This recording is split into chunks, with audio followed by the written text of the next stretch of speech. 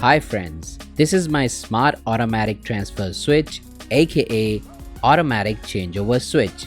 It has a lot of features such as it displays electrical parameters in which it shows AC line voltages, current consumption, power and energy consumption. We can connect 3 different AC lines to this device. It also displays voltage of all 3 lines and it automatically transfers the load to one of 3 lines according to energy consumption. When the desired energy is consumed from one line, the load is transferred to the other line. This way, energy is consumed calculatedly from each line. It also has protection features such as overvoltage protection, undervoltage protection, and overcurrent protection. It also has alarming features. So without further ado, let's start this video. If you are not subscribed to my channel, then do subscribe and don't forget to press the bell icon so you can get notified about my new videos. Follow me on Facebook and Instagram. I have a second channel, CannyTech, do check it out as well. Subscribe and support it. All the links are in the description.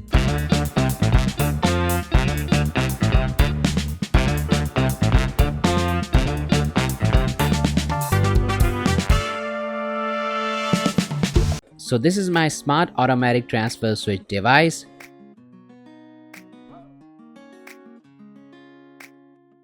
I have used Arduino Nano for this device. It has an LCD display, 3 relays, 3 buttons to set parameters, a buzzer for alarming feature. LM324 IC is used. It has 4 op-amps which are used to make voltage and current sensor. Now let's see how we can connect load and supplies to this device. The current sensor is connected to this connector.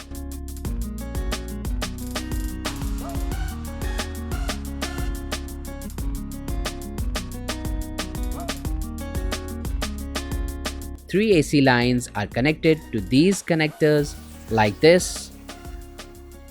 First line and then neutral. 5-volt power supply is connected to this connector. First positive and then negative, and these connectors are normally open contacts of relay 1, relay 2 and relay 3.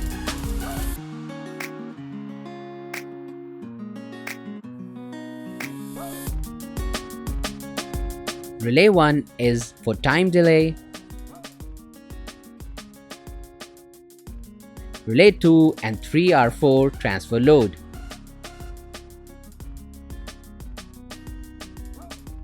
This circuit has small relays. These relays are to control the bigger relays.